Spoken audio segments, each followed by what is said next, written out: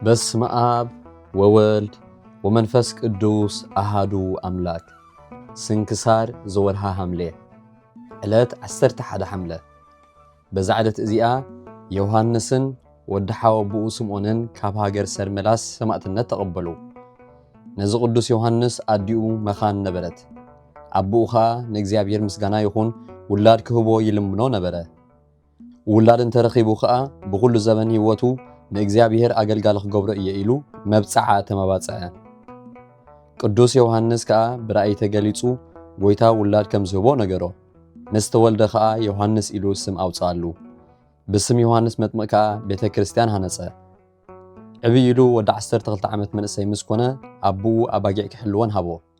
ንሱ ከዓ ኣባጊዕ ኣብ ዝሕልወሉ ምሳሕ ተዋሂቡ ዝወሰዶ መግቢ ንጓሶት ከምኡውን ንሓለፍቲ መገዲ ይህቦም። ንሱ ከዓ ክሳብ ምሸት ይጸውም ነበረ።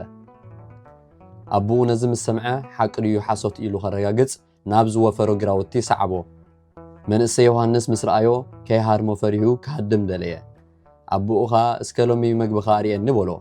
ንሱ ከዓ ናብቲ ዝቕመጦ እቶ ክትርኢ በሎ። ንሱ ከዓ ኣትዩ ነቲ መግቢ ዝቕመጦ ኣቕሓ ምስ ረኣዮ እንጌራ መሊኡ ጽንሖ። ኣጸቢቑ ተደነቐ። ንሰበይቲ ከዓ እቲ ኣብ ወዶም ዝኾነ ነገራ። ካብታ ዕለት እቲኣ ኣብ ወዶም ጸጋ ከም ዘሎ ፈለጡ። መጽሓፍቲ ኣብ ዝመሃረሉ ወሰድዎ። ተማሂሩ ከዓ መጽሓፍቲ ቤተ ክርስቲያን ኣጽንዐ። ወለዱ ከዓ ከመርዕዎ ደለዩ። ንሱ ግና ነዚ ኣይደለዮን። 18 ዓመት ምስ ገበረ ማዕርገ ክህነት ተሾመ። ስምዖን ወዲ ሓወቡኡ ከዓ ኣባጊዑ ሓዲጉ ንዮሐንስ ረድኡ ኾነ። ንሱ ብዛዕባ ተኣምራቱ ዝተዛረበ እዩ። እግዚአብሔር በእዳው ዓበይቲ ተኣምራትን መንክራትን ገለጸ። ኩሎም ብዝተፈላለየ ሕማም ዝሓመሙ ሕሙማት ናብኡ የምጽዎም ነበሩ። ንሱ ከዓ ኣብ ዘይቲ ጸልዩ ይቐብኦም እሞ ይሓውዩ ነበሩ። ይግስጾም እዚ ብዙሕ ሕማም ዝመጻኩም ዘሎ ብሓጢኣትኩም እዩ፣ ስለዚ ካብ ሓጢኣትኩም ተሓለዉ ይብሎም ነበረ። እዚ ቅዱስ ዘይቁጸር ብዙሕ ተኣምራት ገበረ። ገለ ካብ ተኣምራቱ ከዓ ሓደ ወታደር ነበረ። ናይ ሓንቲ መበለት ሰበይቲ ካብ ግራታ ዝዓጸለቶ ሓደ ጾር ስገም ወሲዱ ንፈረሱ ሃባ። እታ መበለት ከዓ ናብዚ ቅዱስ ከይዳ ነዚ ወታደር ከሰሰቶ። እዚ ቅዱስ ከዓ ረገሞ። እታ ስገም ዝበልዓቶ ፈረስ ከዓ ሻዓ ሞተት። ሓደ ግዜ ከዓ ንንጉስ ሓለቓ ሰራዊቱ ግብሪ ክእክብ ናብኡ መጸ። ምዛ ሓለቓ ሰራዊት ከዓ ሓንቲ ዓይኑ ዝዓወረት ኣገልጋሊ ነበሮ። እዚ ኣገልጋሊ መጺኡ ካብ ኣባ ዮሐንስ ምስ ተባረኸ ሻዓ ዓይኑ ተኸፍተት፣ ከምታ ካልአይቲ ጥዒቲ ኾነት። እዚ ቅዱስ ናይ ኩሎም ሰባት ተግባር ብመንፈስ ይረአዮ ነበረ። ሓጢኣቶም ገሊጹ ይነግሮም እሞ ተመለሱ ኣይትበድሉ እናበለ ይግስጾም ነበረ። ዜንኡ ኣብ ንጉስ ተሰምዐ። እዚ ንጉስ ሓንቲ ጓል ጥራሕ ነበረቶ። ኣብ ከብዳ ተመንኣትዩ ዓበየ። ብኡ ምኽንያት ከዓ ተሳቐየት፣ ንሞት ቀረበት። ኣቦኣ ከዓ ንሓኻይም ከሕውየሉ ኢሉ ብዙሕ ገንዘብ ከፈለ። እንተኾነ ከሕውይዋ ኣይከኣሉን። እቲ ሓለቓ ሰራዊቱ ዜና ቅዱስ ዮሐንስ ነገሮ። ሓደ ዓይኑ ዕውድ ንዝነበረ ኣገልጋሊ እውን ከም ዘሕወየ እውን ኣዘንተወሉ። እቲ ንጉስ ከዓ ልኡኻት ሰዲዱ ናብኡ ከምጽኦ ዝብል ሓሳባት ሓሰበ። ቅዱስ ዮሐንስ ከዓ ንጉስ ናብኡ ከምጽኦ ከም ዝደለየ ብመንፈስ ፈለጠ። ንሱ ግና ብናይ መገዲ ድኻምን ምስጋርናይ ባሕርን ይፈርሕ ነበረ። ሽዑ ደመና ካብ ሃገር ሰርመላስ መንጢላ ናብ ሃገር አንጾኪያ ኣብጽሓቶ። ኣብ ቅድሚ ዝፋን ንጉስ ከዓ ኣቐመጠቶ። ንጉስ ከዓ ምስ ረኣዮ ሰንበደ፣ ፈርሀ ድማ። ቅዱስ ዮሐንስ ከዓ ልኡኻት ሰዲድካ ናባኻ ከተምጻእኒ ዝደለኻ እቲ ምስኪን ኣነ እየ ኢሉ ንንጉስ ነገሮ። ሽዑ ንጓሉ ናብ ቅዱስ ዮሐንስ ኣምጽኣ። ንሱ ከዓ ኣብ ልዕሊያ ጸለየ እሞ እቲ ተመን ካብ ከብዳ ብዘይ ሕማም ወፀ። እቶም ዝረኣዩ ከዓ ኩሎም ኣጸቢቖም ተደነቑ። ንዝፈርህዎን ፈቓዱ ንዝፍጽሙን ከምዚ ዝበለ ጸጋ ንዝህብ እግዚአብሔር ኣመስገንዎ። ንጉስ ከዓ ምስ ኩሎም ቤተሰቡ ካብኡ ተባረኸ። ገጸ በረኸት ከዓ ብዙሕ ገንዘብ ኣቕረበሉ። እቲ ቅዱስ ግና ካብኡ ወላ ሓንቲ ኣይወሰደን። ንጉስ ከዓ ምስኡ ክቕመጥ ደለየ። እቲ ቅዱስ ግና ኣበዮ። ከይከይድ ከዓ በቲ መዕጠቂኡ ሓዞ። ደመና መጺኣ ድማ መንጠለቶ። ንጉስ መዕጠቂኡ ሒዝዎ ኸሎ ተቖሪጹ ኣብ ኢዱ ተረፈ። ቅዱስ ዮሐንስ በታ ለይቲ እቲኣ ኣብ ሃገሩ በጽሐ። እቲ ንጉስ ከዓ ኣብቲ መዕጠቂ ፈቃር ቤተ ክርስቲያን ሃነጸ። እታ ቤተ ክርስቲያን ከዓ ክሳብ ሎሚ ዘፈቃር ማለት ናይ ዕጥቂ ተባሂላ ትጽዋዕ ኣላ። ቅዳሴ ቅዱስ ቁርባን ክቅዱስ ከሎ እዚ ቅዱስ ንጻድቃንን ንሓጣንን ንዝግብኦምን ንዘይግብኦምን ይሪኦም ነበረ። ዲዮቅልጥያኖስ ንክርስቶስ ክሒዱ ጣዖታት ምስ ኣምለኸ ነዚ ቅዱስ ዮሐንስ ምስ ስምዖን ወዲ ሓወቡኡ ወሰዶ። ናብ ሃገር እስክንድርያ ኸደ። ኣብ ቅድሚ ገዛኢ ከዓ ብጎይታና ኢየሱስ ክርስቶስ ምስጋና ንዑ ይኹን ተኣመኑ። ዓብይ ስቃይ ሰቃይዎም። ካብኡ ኣራእሶም ብሰይፊ ቆረጽዎም ነፍሶም ከ ኣብ ናይ ዘለዓለም ዕረፍቲ ኣተወ ስጎኦም ከ ክሳብ ሎሚ ኣብ ሃገር ገምኑዲ ኣሎ ተኣምራትን መንክራትን እናርኣየ ንሕሙማት ከ ዓብይ ፈውሲ እናኣውሃበ ይነብር ኣሎ እግዚአብሔር ብጸሎቶም ይመሓረና ንዘለዓለም ዓለም አሜን ሰላም ለዮሐንስ ንጹሃ ምግባር ዘአንበሳ ምስለ ስምዖን በስም ለመንግስተ ሰማያት እንተሐሰሳ ደመና ተጽይኖ አምሳለ አንበሳ አውፃ ከይሴ ለወለተ ንጉስ እምከርሳ ወላ አይነ ገብር እውር በእዲሁ ፈወሳ ሰላም ለዮሐንስ ንጹህ ምግባር ካብ አበሳ ምስ ስምዖን በሰማዕትነት ንመንግስተ ሰማያት እናደለያ እናሐሰሳ ደመና ተጻዒኑ በአምሳለ አንበሳ ተመን አውፅአ ንጓል ንጉስ ካብ ከርሳ ንዓይነ ዕውር አገልጋለውን ብኢዱ ፈወሳ በዛዕደት እዚኣ ንቅዱስ አባ ኢሳይያስ ናይ ገዳማ አስቄጥስ ባሕታዊ መዘከርቱ እያ በረኸቱ ምሳና ትኹን ንዘለዓለም ዓለም አሜን ሰላም ለከ ኢሳይያስ ቀሲስ ወግሁስ ባሕታዊ ዘደብረ መቃርስ ከመ አአምህከ ዘልፈ መስዋዕተ ስብሃት ሐዲስ አጉይ እከይየ በትምህርተ መንፈስ ቅዱስ እስመ ለሃጥእ ተብህለ መስዋዕቱ ርኩስ ሰላም ንዓኻ ኢሳይያስ ቀሲስ ባሕታዊ ፍሉይ ናይ ደብረ መቃርስ ኩሉ ሳዕ ከቕርበልካ መስዋዕቲ ምስጋና ሐዲስ ክፍኣተይ ኣርሕቕ በትምህርቲ መንፈስ ቅዱስ ተባሂሉ እዩ ንሓጥእ መስዋዕቱሲ ርኹስ እዩ ርኹስ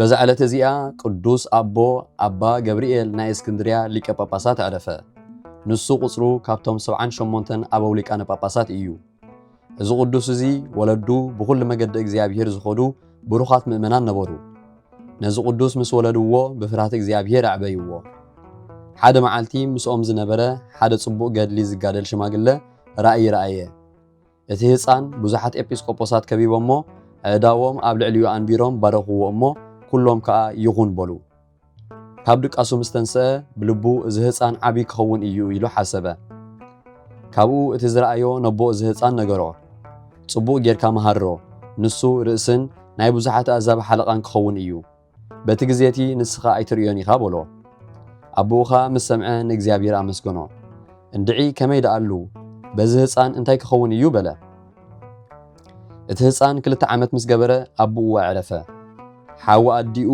ኣኩኡ ኣባ ጴጥሮስ ዝስሙ ናይ ሃገር ብህና ኤጲስቆጶስ ብገድሉ ፍሉይ ብሉይን ሓዲስን መጽሓፍቲ ቤተ ክርስቲያን ፈላጥ ዝኾነ ነበረ ነዚ ህፃን ወሲዱ መሃሮ እቶም ዝረአይዎ ዝኾኑ ኩሎም ኣብኡ ብዘሎ ጸጋ እግዚአብሔርን ብፍልጦቱን ብምስትውዓሉን ይድነቑ ነበሩ ማዕረገ ዲቁና ተሾመ 12 ዓመት ምስ ገበረ ኣልባሰ ምንኩስና ለበሰ ነዚ ሓላፈ ዓለም ንዓቆ እዚ ኤጲስቆጶስ ንሓደ ሰብኣይ ኣባ ጴጥሮስ ዝስሙ ካህን ሃቦ ንሱ ተጋዳላይን ብጽቡቕ ኣምልኾ ጽሙድን ነበረ ነዚ ህፃን ተቐቢሉ ገድሊ ምንኩስና መሃሮ ካብኡ ድማ ብዙሓት ተኣምራትን ጽቡቕ ትሩፋትን ተራዩ ብዛዕባ ተጋድልኡን ትግሃቱን ትሕትንኡን ብዙሓት ሰባት ይንእድዎ ነበሩ ኣባ ጴጥሮስ መምህሩ ምስ ዕረፈ ናብ ደብረ ኣባ አንጦንዮስ ገዓዘ ኣብኡኻ እናተጋደለ ብጾምን ብጸሎትን ብዘይ ዕረፍቲ ተጊሁ ብምስጋድ ተጸሚዱ ብዙሕ ዓመታት ተቐመጠ ካብኡ ናብ ገዳማ አስቄጥስ ከደ ኣብኡ ድማ ኣብ ናይ ኣዴና ቅድስት ድንግል ማርያም ቤተ ክርስቲያን ኣበምኔት ኮነ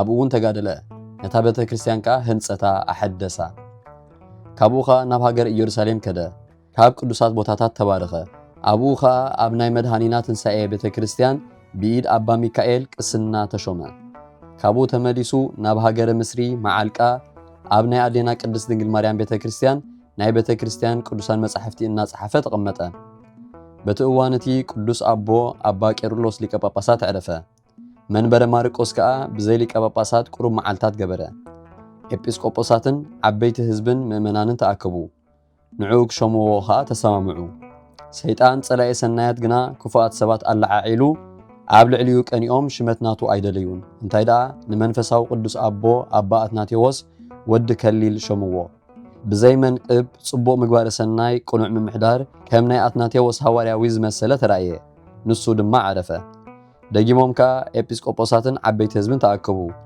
ብኢሎም ጽሒፎም ኣባ ገብርኤል ሊቀ ጳጳሳት ይሸየም ኢሎም ሰሚሮም ወሰኑ ሽዑ ድማ ሰይጣን ኣብ ማእከል ህዝቢ ሁከት ኣላዓዓለ ሽሙን ሽም ካልኦትን ኣብ ወረቐት ክጽሕፉ ኣብ መሰዊያ ኣቐሚጦም 3 መዓልታት ክጽልዩን ኣብ ልዕሊኡ ክቅድሱን እግዚአብሔር ነዛ ክብርቲ ሽመት ዝሓረዮ ድማ ስሙ ክገልጸሎም ኢሎም ተሰማምዑ ከምኡ ከዓ ገበሩ ሓደ ንእሽቶ ህፃን ኣምፁ ንሱ ኸኣ ናይዚ ኣቦ ስም ዝተጻሕፈ ወረቐት ኣውፅአ ንቤተ ክርስቲያን ናይ መዓልቃ ዓንዲ ገይሮም ሸምዎ ደጊሙን ሽመቱ ኣይተፈጸመን ነቲ ፍሉጥ ወዲ ኣብሳዲ ኣባ ዮሃንስ ዳ ሸምዎ በቲ እዋንቲ ኣብ ልዕሊ ናይ ሃገረ ግብፂ ቤተ ክርስቲያን ብዙሕ ሽግር ኮነ እዚ ኣቦ ኣባ ገብርኤል ከዓ ናብ ደብረ ኣባ እንጦንስ ከደ ኣብኡ ዓቢ ተጋድሎ ተጋደደ ብጾም ብጸሎት ለይትን መዓልትን ተጊሁ ብምስጋድ ተጸምደ ብገድሉ ኣብ ልዕሊ ብዙሓት ጸብለል ክሳብ ዝብል ሓደ ዓመት ነበረ ቅዱሳን መነኮሳት ራእያት ኣብ ልዕሊኡ ረኣዩ ካብኣቶም ገሊኦም ኣባ ገብርኤል ኣብ ሃገረ እስክንድርያ ኣልባስ ሊቀ ጳጳሳት ክለብስ ዝረኣየ ኣሎ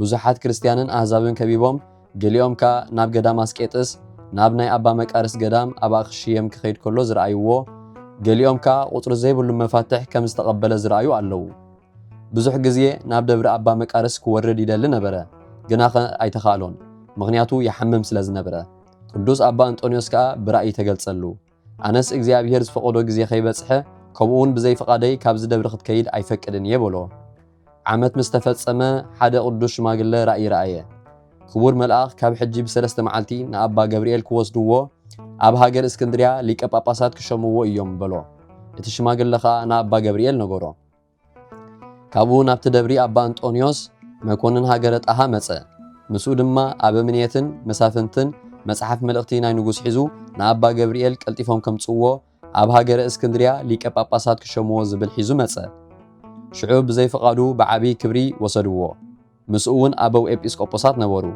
እቶም ህዝቢ ኩሎም ብኡ ተሓጎሱ ኣብ መንበር ማርቆስ ወንጌላዊ ሊቀ ጳጳሳት ሸምዎ በታ ዕለት እቲኣ ሓደ ጳጳስ ንኢየሩሳሌም ሾመ ከምኡውን ኤጲስቆጶሳትን ቀሳውስትን ዲያቆናትን ሾመ ድሕሪኡን ሰለስተ ግዜ ሜሮን ቀደሰ ከምዚ ኢሉ ሓደ ዓመትን ወርሕን ገበረ ብድሕሪዚ ኣባ አንጦንዮስ ተራዮ እንሆ ግዜ ዕረፍትኻ ቀሪቡ ድሕሪ ሓደ ዓመትን መንፈቕን ናብ እግዚአብሔር ክትገዕዝ ኢኻ ናይ ዘላለም ህይወት ክትወርስ ኢኻ በሎ በቲ እዋነቲ ኣብ ልዕሊ ህዝበ ክርስቲያን ዓቢ ሽግር ኮነ እዛ ኣቦ ድማ ከድሕኖም ናብ እግዚአብሔር ለመነ ካብኡ ኣባ ገብርኤል ሊቀ ጳጳሳት ናብ መንበሩ ኣይተመልሰን እንታይ ዳ ዓመት ሙሉ ኣብ ምስሪ ተሓበአ ብዘይካ ሓደ ምእመን ከዓ ኣበይ ከም ዘሎ ወላ ሓደ ዝፈልጥ ኣይነበረን ለይትን መዓልትን ኣብዚሑ ብምግዳሉ መልክዑ ተቐየረ ስጉኡ እውን ደረቐ እግዚአብሔር ከዓ ንሓደ ኣማኒ ሰብኣይ ሕያዋይን ጻድቕን ግብሩ ገለጸሉ ንሱ መንፈሳዊ ቅንዓት ቀንኣሉ ካብቲ ዝነበረ ቦታ ኣውፂኡ ኣብ ናይ ሃዋርያት ቤተ ክርስቲያን ኣቐመጦ ብጸሎታትን ብቅዳስያትን ተጸሚዱ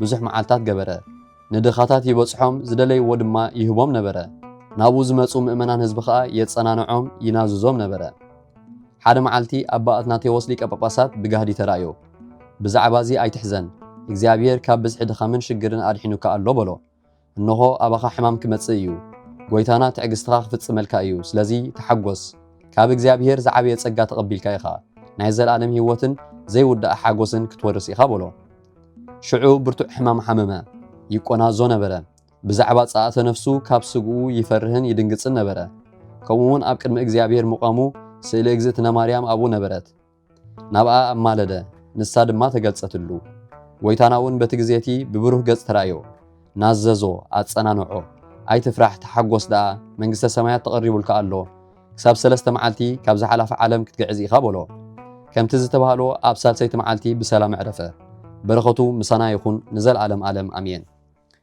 ሰላም ለከ ብእሲ መስተጋድል ሊቀ ጳጳሳት ገብርኤል ኣመ ኣደንገጸከ ሞት በሰዓተ ሰይል ሰማዕከ ቃለ እም ወልደ ማርያም ድንግል መንግስተ ሰማያት ነሳእከ ኢትፍራህ ዘይብል ሰላም ንዓኻ ሰብኣይ መስተጋድል ሊቀ ጳጳሳት ገብርኤል ሞት ምስኣ ሰንበደካ ኣብ እዋን ሰንደልደል ቃል ሰማዕካ ካብ ወዲ ማርያም ድንግል መንግስተ ሰማያት ንዓኻ እዩ ኣይትፍራህ ዝብል ዘቕረብክዎ ማህልየት ኣዘኻኺረ ኣእላፍ ካብቶም ኣዘውቲሮም ዘገልግሉኻ ኩሉ ግዜ ብዘይ ምዕራፍ እንዳኸነብብ ተቐበል ናይ ድኽነተይ መጽሓፍ ዝገበርካ ጎይታ ናይታ መበለት መባእ ውኩፍ ካብ ዘእተው ሃብታማት ናይ ሃብቶም ተረፍ ቅዱሳን ነቢያት ሃዋርያትን ሰባኽያን ሰማዕታት ምስ ጻድቃን ደናግል ከዓ መነኮሳቱን ሄራን ባርኾት ባርኹ ማሕበር ዘቅድስት ቤተ ክርስቲያን ካብ ዝዓበየ ሽማግለ ክሳብ ዝነኣሰ ህፃን ንዝጸሓፎ ብመጽሓፍ ንዘጸሓፎውን ብምድራስ ንዘንበቦ ንዝተርጎሞ ብልሳን ሓዲስ ንቃሉውን ዝሰምዐ ብእዝኒ መንፈስ ብጸሎታት ዲዩ ማርያም ዓላቂት ካብ ኩሉ ምባኣስ ኣሕቢሩ ይምሓረና ኢየሱስ ክርስቶስ ሰላም ንዓኹም ጻድቃን ምስ ሰማይት ዘዕረፍኩም በዛሎም ዕለት ንዓለም ዘሰነፍኩም ኢኹም ንስኻትኩም ብኹሉ ትዕግስት ኣብ ቅድሚ ፈጣሪ ለምኑ ብኹሉ ሰዓት ብዘይካ ንስሓ ንዓና ከይወስደና ሞት ሰላም ንዓኹም ናይ ዛዕለት እዚኣ ጻድቃን ኩልኹም ሰቡትን ኣንስትን በባእስማትኩም ቅዱሳን ሰማይን ምድርን ማሕበር ስላሴ ንስኹም ምእንቲ ማርያም ኣድዩ ዘክሩን ኣብ ጸሎትኩም ንኽትሕልውና ተማሕጺና ኣሎና ብናይ ክርስቶስ ደም